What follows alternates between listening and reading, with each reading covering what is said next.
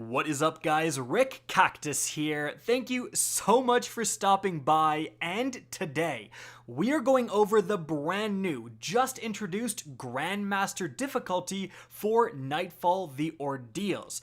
Is this everything we hoped it would be? Is this an actual challenging activity? Are there some things you can do to make it easier on yourself? What are the rewards at the end? And most importantly, was this worth waiting a month for? Well, let's get started. Now, just before we do, there's actually a 72-hour advanced GG sale going on right now. If you use code KackisHD, it's 20% off. So I know advanced GG is expensive because it uses some really high quality ingredients. This is a great excuse to try it at a great discount. So check that out if you want to, link in the description. Now, let's talk about the Grandmaster difficulty Nightfall the Ordeals. Quite a mouthful. Now, I didn't actually beat this activity. I got quite a bit few. I'm kidding. Of course I beat it. What do you think this is? Now, one of the main features of this activity and one of the main reasons it is challenging is that your light level will be treated as 1025 even if you're above it. And that's going to be exactly the same as how contest modifiers work in the day one raids. So if you've been grinding those bounties, doesn't matter, you're going to be treated just like your 1025. So, moving on from there, let's talk about the experience of playing it. Well, there is a little bit more modifiers than normal, but I would say for the most part, this feels pretty much identical to the lower difficulty version, the 1030 light version. With the key differences being that enemies are harder to kill and they kill you faster, and then the revive system. This is gonna be what makes this a lot more challenging than your average Nightfall. The way it works is that you start with a bank of 4 revive tokens. So that is 4 revives. If you run out, then that guy's gonna stay dead. Now you can actually gain more revive tokens every time you kill a champion. So every champion will add 1 revive token to your pool. So you do have to be somewhat aggressive. You can't take too long to complete this activity because you do need to be making your way forward and killing enemies, because not only are you going to be rewarded in the sense of tokens, but there is an actual time limit. Apparently 45 minutes, when that goes by, you will straight up lose. Also, there's no ability to revive yourself after 30 seconds like there is in the lower difficulty Nightfalls. You have to be revived with a teammate, and if all 3 of you die, it is extinguished. So you will be returned to orbit. So, keeping that in mind, let's skip ahead a little bit and talk about the reward structure, because of course, this is a very difficult activity. Most players out there are not going to be able to complete it. More are if they stick around to the end of the video and watch the tips section and the loadout section, but I digress. Is it even worth attempting? What do you get when you beat a Grandmaster difficulty Nightfall? Well, as you can see, you simply have a better chance of getting exotic rewards. So I got not only the Ascendant Shard Golf Ball, but I also got at the same time an actual exotic armor piece. This is essentially double drops, and that's what I think there was that Nightfall glitch for the Warden of Nothing where it was dropping like double loot and everyone was farming it. I really do think that was just an accidental preview of the rewards in Grandmaster. So with Grandmaster, it's basically like that Nightfall glitch rewards, but, you know, way more effort. Now, on top of that, all 3 of us got an exotic armor piece. None of us just got like double Ascendant Shards or anything like that. So it might be a guaranteed or a very high chance to get that exotic armor piece. And all 3 of our armor pieces were either a 68 or a 67 stat roll, and apparently no one's ever seen anyone get an armor piece from the Grandmaster difficulty less than a 65 stat roll. So an absolute guaranteed chance to get a high stat roll piece of exotic.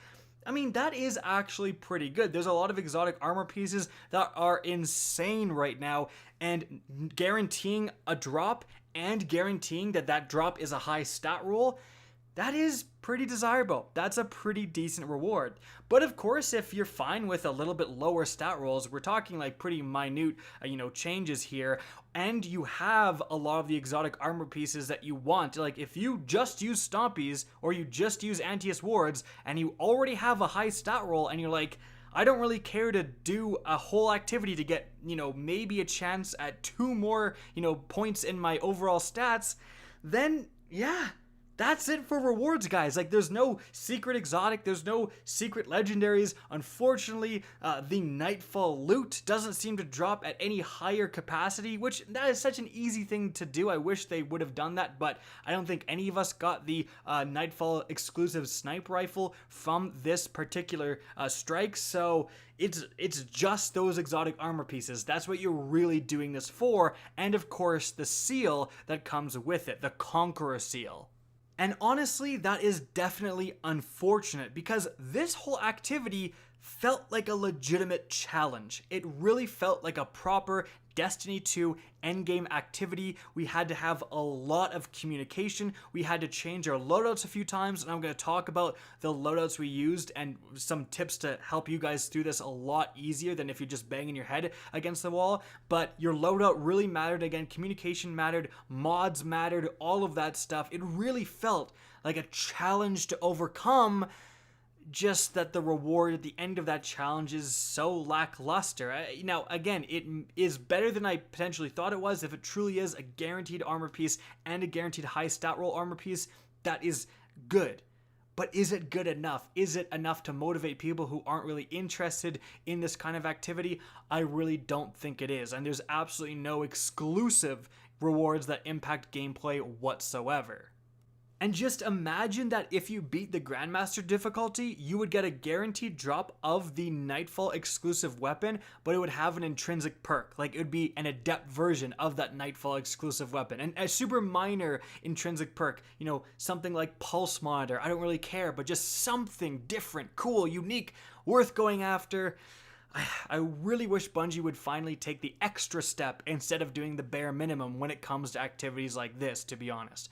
But let's talk about, if you do want that exotic armor piece, what are some loadouts you can use to make your time significantly easier? Well, we started out using the normal combo, which is Divinity plus 2 Izanagi's Burden, but even with that, and if you get Weapons of Light, you're not able to 2-tap with an Izanagi's Burden and Divinity a barrier champion, which is the whole point of using that combo. So that actually went by the wayside, and in terms of weaponry, absolutely the best thing we found is using firstly the Ariana's Vow exotic hand cannon that came back with Season of the Undying.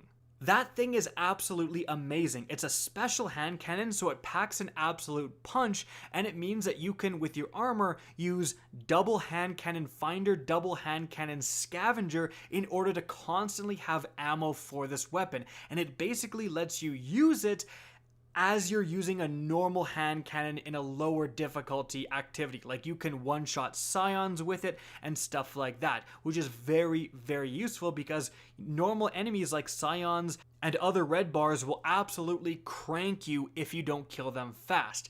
Also, it's fantastic at taking down the barrier champions. Just like 2 shots from it will rip away their shield, and then you can just peck away at those champions with this weapon. It also leaves you free to use maybe another hand cannon in your kinetic slot with unstoppable rounds, because the 2 champions in this activity specifically are going to be barrier and unstoppable. There's no overload champions in this entire thing. Now, of course, that's going to change from week to week, but I really don't think the combo of running the Ariana's Vow plus an unstoppable mod, hand cannon, or something else will go away from week to week. I think that's going to be very viable in all Grandmaster difficulty challenges. Of course, some powerful heavies were required. I was using a great grenade launcher. There were some people using machine guns in order to take down shields because, of course, the Ariana's Vow, the main shields you find during this Nightfall are going to be Void and then Arc, and the Vow's Solar. So that's something you need to account for. But I would say that the other main reason for our success, aside from weaponry, is going to be the supers and the exotic armor pieces we chose.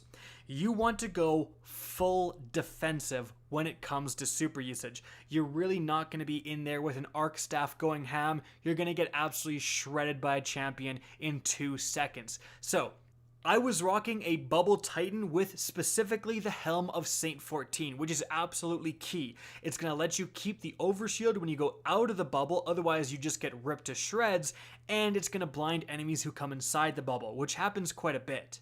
It also really helps that in today's update they finally made bubble produce orbs again so you can start chaining supers easier. Now, my other teammate Mtash was using a Warlock with the Well of Radiance and then combining that with the Phoenix Protocol exotic chest piece. That is huge. You're almost able to get your super completely back by just standing in the well and getting kills in it. And you definitely want the damage bonus from both well and bubble when it comes to taking down champions and other enemies very quickly.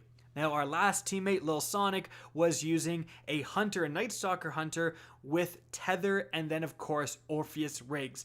This was probably the key to our success, honestly. And that was because during the boss fight and during really any time there was a large group of adds, he would use his tether and we were able to take down all those adds very swiftly. If you aren't able to tether adds and kill them all quickly, they can easily overwhelm you and you're melted pretty darn quickly. And all 3 of those supers are producing lots of orbs and chaining off of each other often. So that was extremely useful, and I would be hard pressed to have anything else in terms of super or exotics work as well as those 3 things did.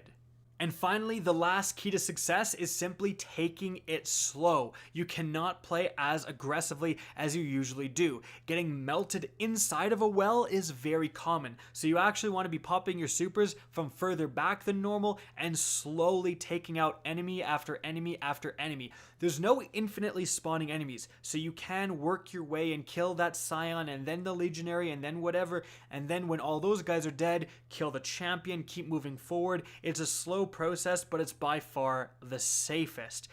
Although, as I said, there's a 45-minute timer, it's going to definitely be longer if you're constantly dying and having to wait for someone to go invisible to revive all the time than if you're just kind of methodically taking out adds. We ended at around 34 minutes, so we had an extra 11 minutes to spare for that strike.